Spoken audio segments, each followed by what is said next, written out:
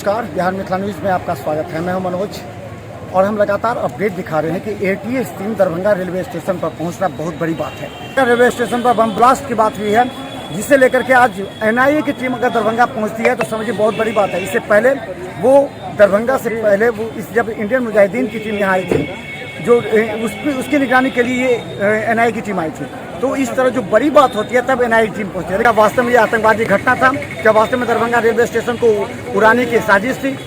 तो हम बता दें कि ये एक बड़ी साजिश हो सकती है और इसी की जांच के लिए आज एनआईए टीम पहुंची है। देखिए बिहार में दरभंगा एयरपोर्ट पर दिल्ली से पहुंची एनआईए टीम लहरियासराय आईजी कार्यालय पहुंचने के बाद दरभंगा प्रक्षेत्र के आईजी और एसएसपी के साथ इस पर गंभीरता पूर्वक विचार विमर्श किया।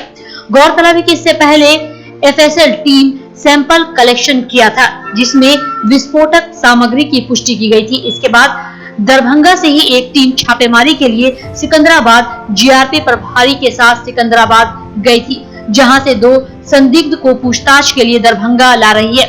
यही नहीं, इसके तार अब 4 अलग अलग राज्यों से भी जुड़े हैं। आपको बता दें कि एनआईए की टीम दरभंगा के आईजी कार्यालय में गंभीरता पूर्वक विचार विमर्श करने के बाद दरभंगा रेलवे स्टेशन पहुंची।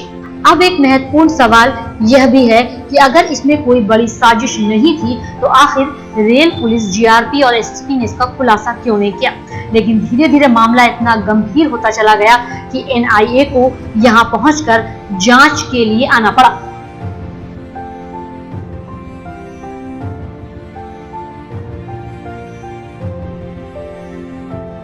गौरतलब है कि दरभंगा प्रक्षेत्र के आईजी भी इसकी जांच के लिए दरभंगा स्टेशन पर पहुंचे, क्योंकि सोफियान नामक जिस व्यक्ति के नाम से यह सामान भेजा गया था उसका लोकेशन ही नहीं मिला और उसे लेकर संदेह व्यक्त किया जा रहा था कि क्या यह आतंकवादी साजिश का हिस्सा तो नहीं। हालांकि एनआईए की टीम को लेकर के बिहार से पटना तक पत्रकार भी पहुंचे हैं, लेकिन सभी यह जानते हैं कि एनआईए यहाँ कुछ ज्यादा करने वाली नहीं है। लेकिन सिकंदराबाद से गिरफ्तार 2 संदिग्ध से बड़ा खुलासा हो सकता है, जिसका इंतजार एनआईए को है। Bureau report, Bihar Mithila news.